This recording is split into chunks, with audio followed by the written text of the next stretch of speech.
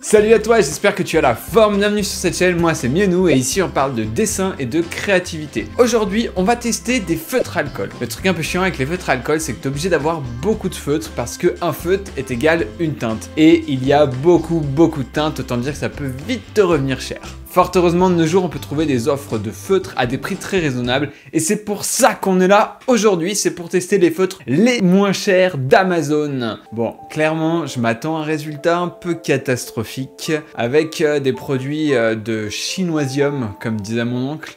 Bref, c'est parti. On va voir ce que ça vaut. Commençons par parler de la première chose que l'on voit quand les feutres arrivent, je parle bien entendu du packaging. Le packaging est globalement basique et fait ce qu'on attend du packaging à ce tarif-là. Les feutres sont livrés dans une petite sacoche avec une anse pour pouvoir les ranger et les transporter assez facilement. Petit plus inclus, il y a un socle pour pouvoir ranger les feutres et pouvoir les faire tenir debout. C'est assez pratique quand tu les mets sur ton bureau pour les prendre un par un, tu vois le numéro des feutres comme ça. A savoir qu'ils m'ont coûté 29 € pour les 80 feutres, soit 0,36 centimes par feutre.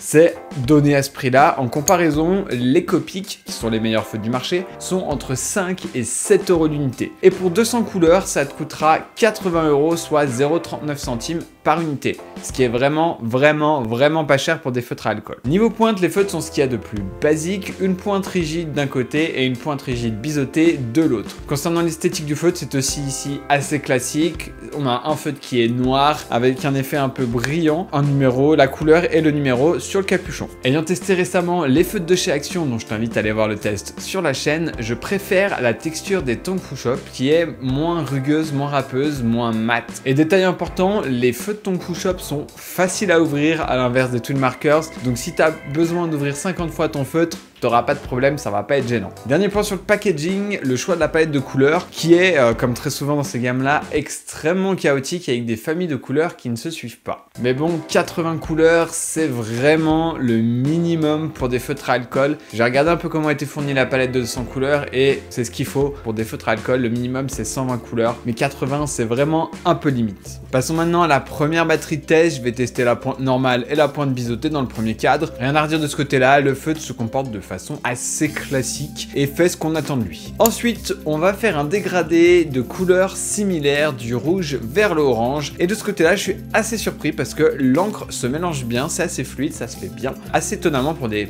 feutres aussi peu chers. Ce qui nous permet par conséquent d'obtenir un dégradé qui est tout en douceur.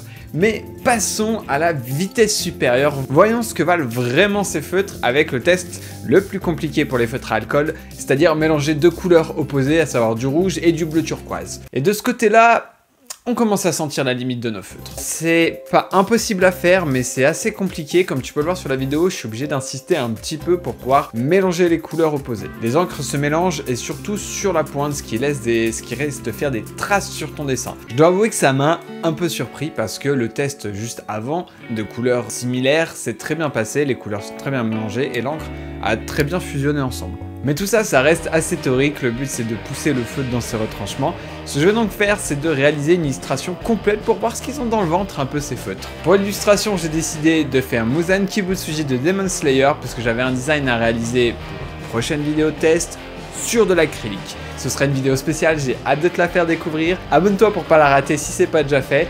Et puis nous, on va commencer l'illustration. Pour l'utilisation des feutres Tongfu Shop, je suis resté dans quelque chose à base d'aplat, comme on en retrouve souvent dans les mangas.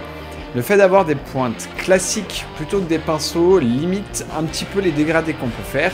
Et puis, bien sûr, n'ayant que 80 couleurs, j'ai rajouté 2-3 Copic pour pouvoir faire mes teintes de peau notamment. J'ai trouvé l'expérience d'utilisation très agréable sur ces feutres.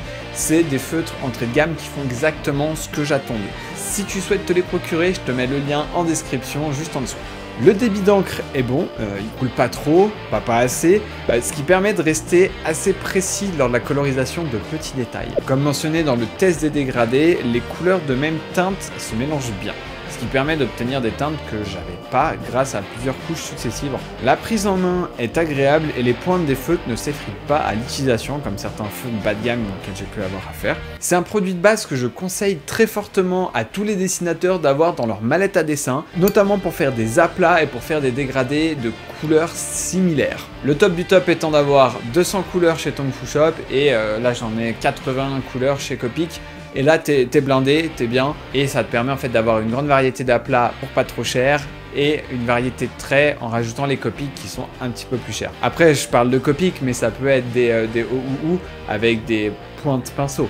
Ça marche aussi. Conclusion les amis, eh bien les feutres les moins chers d'Amazon sont loin, très loin d'être décevants, ils sont même plutôt agréables à utiliser. Bon, la preuve est, je les utilise au quotidien avec mes Copics. Ils ont certes quelques petits défauts, mais c'est à mon avis rien d'extrêmement problématique, au sens que je vois plus ces feutres là comme des basiques, comme tu te servirais de t-shirt basique pour ta garde-robe, que vraiment des feutres pour arriver à des résultats incroyables. Ils servent vraiment de base de travail et ils font très bien leur taf pour ça. Je te les recommande clairement, je les trouve très agréables à utiliser, aussi bien au niveau du toucher que de la façon dont l'encre se propage sur le papier. Voilà, j'ai rien de plus à ajouter sur des feutres de base pas chers qui font très bien leur travail. Si t'as aimé cette vidéo, n'hésite pas à me lâcher un pouce bleu, un commentaire et à t'abonner si c'est pas déjà fait pour pas rater les prochaines vidéos de test ou de dessin. Et nous, on se voit dans la prochaine vidéo.